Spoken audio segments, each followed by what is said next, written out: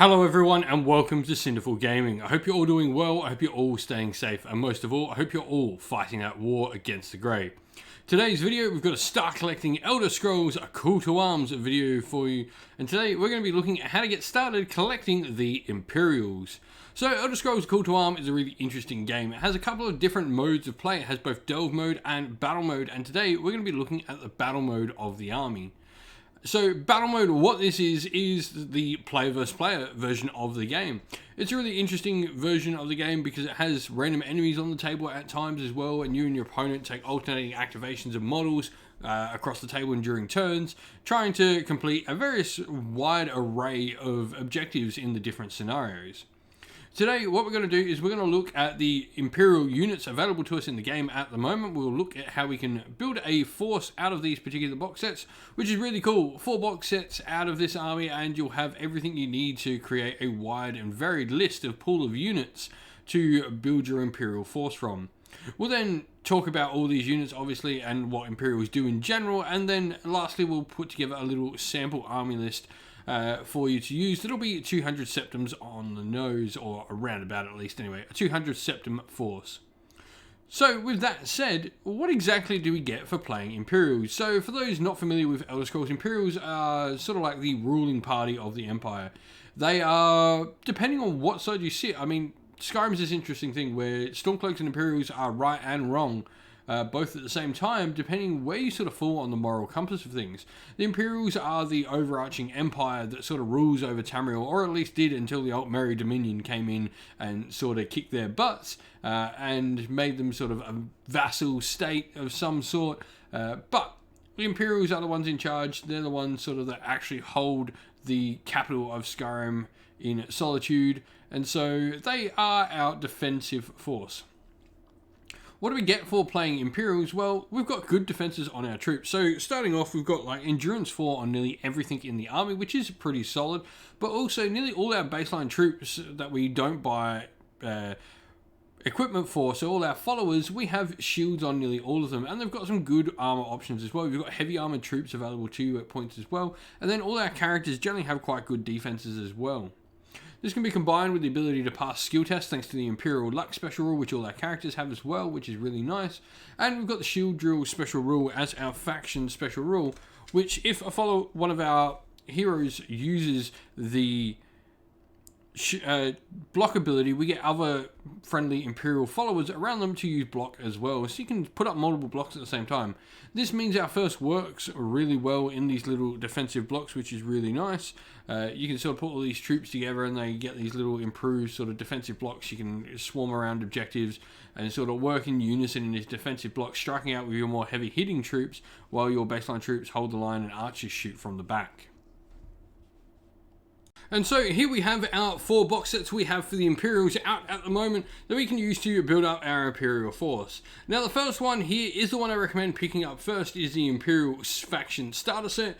This will give you Hadvar and an Imperial mage as 2 different heroes, along with 3 Imperial soldiers with swords and shields. So let's start off by talking about Hadvar.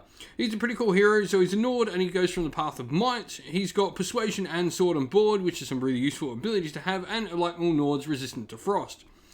He's also got the ability hold your ground. So when Hadvar's within 3 inches of an objective, Hadvar and friendly Imperial faction followers within 3 inches of him may re-roll their armor rating rolls.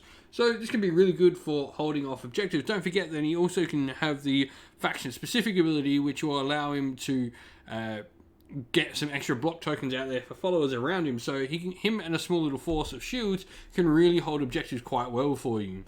The Imperial Mage is really interesting. It's a wizard, as you might think, spell sword, and so it's got access to destruction, restoration, and alteration as its magical options. Potentially putting healing on this spell to really help your defensive lines sort of hold their way, and getting some ranged firepower with its magic and destruction spells is really nice as well. It can be quite a devastating, good sort of combo of both offense and defense for a little character. And then you've got your Imperial soldiers with swords and shields, who are, for a baseline troop, 2 wounds and a endurance of 4, and their armor ratings are yellow dice, and their ability to add a shield dice in there as well is really nice, which just gives them that little bit of extra defense. So this is a great box. You'll get at least 200 septum force straight out of this box using a couple of the little upgrade cards, which is really nice. We then got the Imperial Reinforcements box, which gives you access to just some more followers. So you've got the archers here, which are pretty solid. So the archers, once again, your endurance of 4 is nice, and your armor ratings, you know, a yellow with the ability to get extra yellow dice in there is really nice.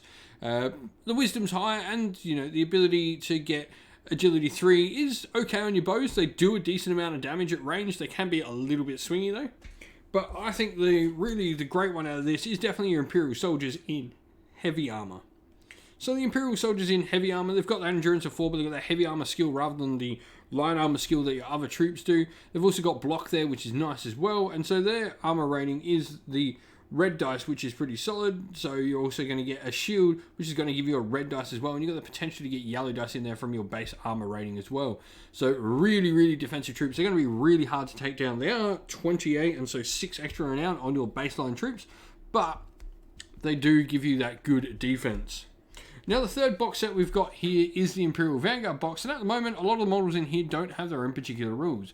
But what this does give you is good access to some alternate sculpts, throw some shields on them, make them a couple of Imperial Swordsmen and stuff like that. You've got a couple of different Imperial Commander options here. But we'll talk about the Imperial Commander in a sec, because the last box set we've got is the Imperial Officers.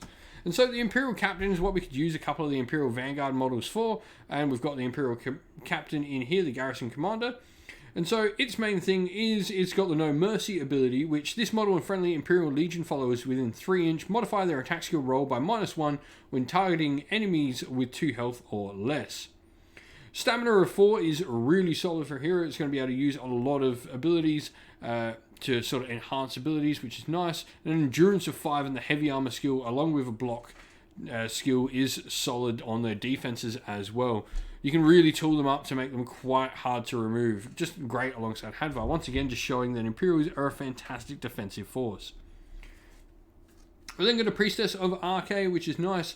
Cure Disease is a really solid ability, and then Regeneration and Restoration Mastery is solid for some good magical abilities. Once again, just keeping your lines of troops really strong and in the fight.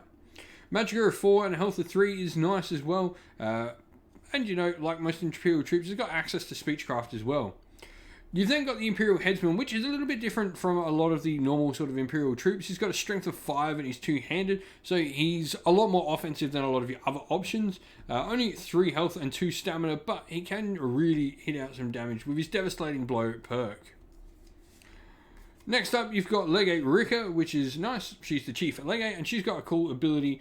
So first of all, her perks, she's got Constitution, Defensive Posture, and Quick Reflexes. She's another Nord for the Imperials as well, which means she gets that cool Frost Resistance, unlike your Imperials, which get Imperial Luck. So it's worth just remembering with your Imperials that some of your models are Nords and some are Imperials, so they will get those differentiating abilities between the two.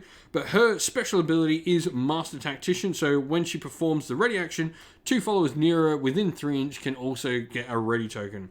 She is pretty heftily expensive. She's got a wide array of different skill sets. So she can be one-handed with blocks. She's got 2-handed. She's got heavy armor and light armor. And she's also got archery in there as well, along with Speechcraft. 4 health, no magicka, and a stamina of 3. She really is just a really versatile hero. And lastly, we've got the man, the legend himself, General Tullius, the Imperial Governor. He's an Imperial on the path of might. He's got Persuasion, Puncture, and Revitalize. And he's got the keywords Born Leader and Imperial Luck. General of the Legion is his big ability, so choose one friendly Imperial Legion model at the start of the game against the Bodyguard keyword for the rest of the game. In addition, when Tullius performs the Rally Command action, it affects all followers within 6 inch and a line of sight instead of just 1. He's decently expensive. So he's only got 1-handed, unlike Rika, and he's got shield, archery, and heavy armor. He can't take light armor like Rika can as well. But 5 health, stamina of 3, he's really solid again. That Wisdom of 6 and Speechcraft is solid as well. Abilities, just able to use those sort of abilities really well. He's a really good sort of central piece. Out of the two though, I think just for the cheaper cost and the ability of Rika just to really do all those different abilities, I do prefer Rika that little bit more. And she's also a Nord, so Frost Resistance is nice as well. And so to finish off, here we have a little sample armor list for you. So this is going to be a 200 Septim Force. This is a great point size to start off your army in Elder Scrolls at Call to Arms with. Now, we've got a couple of little things we can change in this force, but to start off with, we've got Hadvar, Hero of Helgen. He's going to have an Imperial Sword, Shield, and Armor. This is just a great setup of stuff for Hadvar. So what we're going to get from this Imperial Sword is 1 green, 2 yellow, and the ability to get piercing on it. And then he's got an Imperial Shield, which is going to add him a red dice to his block rolls. He's then got Imperial Armor, which is going to give him a black dice for his armor, which is just really, really solid. Hadvar is going to be really hard to take down. And then we're going for a potion of minus stamina. You could go for one of healing, but I think the stamina one is going to be more useful on him, considering our Imperial Mage next is going to have an Iron Sword. It's going to have the Mage's Robe, so this is going to give it the Regenerate Magicka ability, and it's going to have the spell Healing and Flames. So the reason why we've gone for the stamina is because we've got healing on the Mage, so we're going to be able to heal anyway, so maybe the stamina potion is going to be a little bit more useful for Hadvar. And then, lastly, what we've got here is got 2 Imperial soldiers with swords and shields, and then 1 Imperial soldier as an archer. Now, they're all 22 points, so you could easily make this 3 sword and shields, or 3 archers if you want, or 2 and 1 of the other combination. It's when you start looking at maybe an Imperial soldier with heavy armor that you've got to find that extra, I think it's 6 points, from 22 to 28 to try and find what you can do. You could easily do this maybe by dropping Hadvar's sword down to something else, or his shield down, or his armor, dropping one of them down to a lesser piece, potentially getting rid of one of the spells, or not using the mage robes and using no armor on your mage potentially to get a couple of better fighters in there. That's really up to you on what you want to do, but I do think this is the best loadout to start with. And like I said, you can easily swap that archer out here for another sword and shield, so this means you can play a 200 Septum Force straight out that initial starter force box set, which is really, really nice. If you've been playing Elder Scrolls: The Call to Arms, in particular Battle Mode, and you've been playing with the Imperials, let us know how you're going and what you found useful for anyone new getting into the game.